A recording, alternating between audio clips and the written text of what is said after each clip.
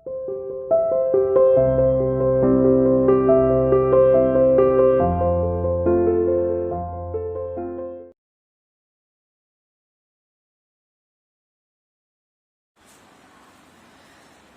Good morning student. Welcome to CR international school online classes. बच्चों, मैं आपकी हिंदी की टीचर उपस्थित हूँ आपके सामने आपको हिंदी पढ़ाने के लिए।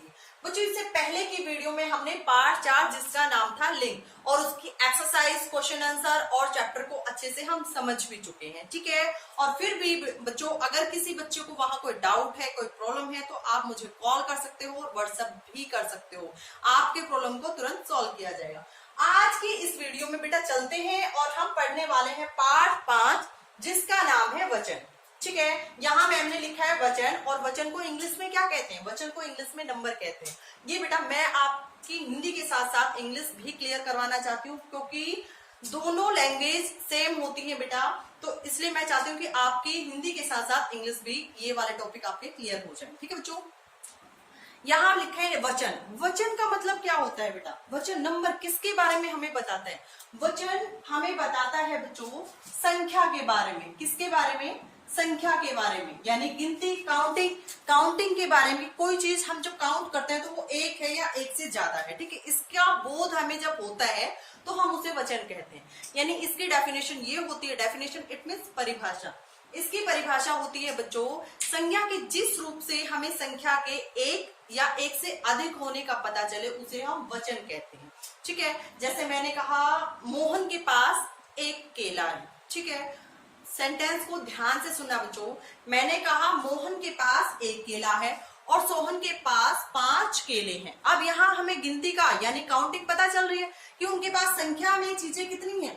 मोहन के पास एक केला है और सोहन के पास 5 केले हैं, ठीक है। तो ये चीज एक केला और 5 केले, यानी उनमें अंतर क्या है? संख्या का अंतर है। और यही संख्या को बताता कौन है बच्चों? हमें वचन ही तो बताता है। वचन हमें किसके बारे में बोध कराता है? किसका ज्ञान कराता है? हमें संख्या यानी गिनती का बोध कराता है, ठीक है बच्चों। इसमें मैं आपको इसके डेफिनेशन बता चुकी हूं। अब बात करते हैं बेटा वचन यानी इसके कितने भेद होते हैं। वचन के बेटा 2 भेद होते हैं। कौन कौन से? एक वचन और सेकंड होता है बेटा बहुवचन। एक वचन वो होता है बेटा जो हमें संख्या या गिनती के एक होने का बोध कराता है, यानी जिस भी सेंटेंस में हमें ये पता चले कि उसमें संख्या एक है, ठीक है। और जब संख्या एक से अधिक होती है तो वो हमें बहुवचन का बोध कराता है, ठीक है बच्चों। यानी जो शब्द हमें संख्या के एक होने का पता कराता है या बोध कराता है तो उसे हम एक वचन कहते हैं, और जो शब्द संख्या के एक से अधिक होने का बोध कराता है उसे हम बहुवचन कहते हैं। जैसे मैंने यहाँ लिखा केला, तो केला क्या है बच्चों? केला एक है, तो ये हमारा क्या होगा? ये हमारा एक वचन होगा। मैंने यहाँ लिखा केले, ठीक है, तो केले क्या है? हमारा बहुवचन है, ठीक है। और कुछ एक शब्द ऐसे भी होते हैं जो बच्चों एक वचन भी होते हैं और बहुवचन, यानी दोनों में उनका रूप सेम चलता है। जैसे मैंने बोला यहाँ पे फूल, ठीक है। अब मैंने कहा मेरे पास एक फूल है। चलो मैं सेंटेंस लिख देती हूं। मेरे पास एक फूल है, और मैंने लिखा बाग में फूल खिले हैं।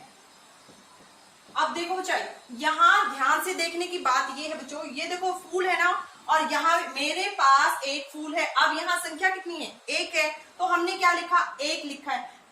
एक है तो हमने क्या लिखा? फूल लिखा है, ठीक है। और यहाँ पे बच्चों देखो, आप देखोगे कि यहाँ भी फूल ही लिखा हुआ है ना।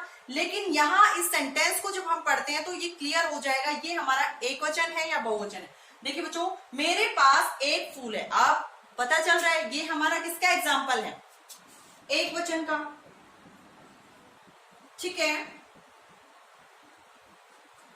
बाग में फूल खिले हैं, खिले। अब जो ये खिले शब्द है ना बच्चों, ये हमें बताता है कि जो फूल है वो एक वचन नहीं है, वो किसका एग्जाम्पल है? वो बहुवचन का एग्जाम्पल है, ठीक है। ये चीजें समझ में आ रही है बेटा? क्योंकि कई कई सेंटेंस में जब हम उसको यूज करते हैं ना तो हमें पता चलता है कि जो हमारा जो शब्द आगे दिया हुआ है वो एक वचन है या बहुवचन है। कई शब्द ऐसे होते हैं बेटा, देखो जैसे पक्षी, पक्षी उड़ रहा है। अब पक्षी उड़ रहा है, अब वहां बात किसकी हो रही है? एक पक्षी उड़ रहा है, ठीक है।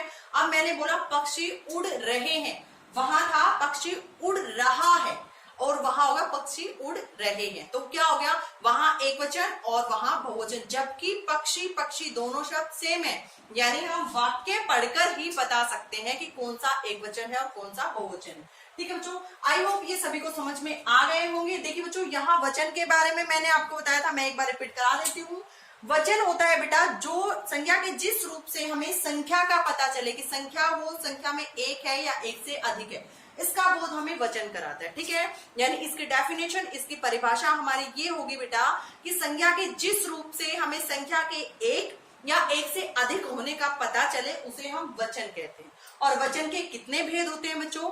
वचन के दो भेद होते हैं, एक वचन, बहुवचन। वचन के दो भेद होते हैं, कौन कौन से? एक वचन और बहुवचन। एक वचन जो संख्या में एक होने का बोध कराता है उसे हम एक वचन कहते हैं, और जो संख्या में एक से अधिक होने का बोध कराता है उसे हम बहुवचन कहते हैं। ठीक है बच्चों, और इसके जो एग्जाम्पल थे वो मैं आपको बता चुकी हूँ, जैसे केला, केले, पुस्तक, पुस्तकें, आंख, आंखें। ठीक है, इसके बहुत सारे एग्जाम्पल होते हैं बच्चों, और आपके बुक में भी दिए हुए हैं। और मैंने एक पीडीएफ आपको सेंड की है जिसमें मैंने वचन दिए गए हैं, जिसमें एक वचन और उसके सामने उसका बहुवचन रूप भी लिखा हुआ है। वो आपको अपनी फेयर नोटबुक में लिखना भी है और याद भी करना है। ओके बच्चों, और इस चैप्टर को आपको बुक के थ्रू रीड जरूर करना है। इस चैप्टर में वही सब कुछ है जो मैंने आपको वीडियो में समझाया है। आज की इस वीडियो में पढ़ेंगे हम, यहीं तक। मिलते हैं नेक्स्ट वीडियो में, तब तक के लिए thank you, have a nice day.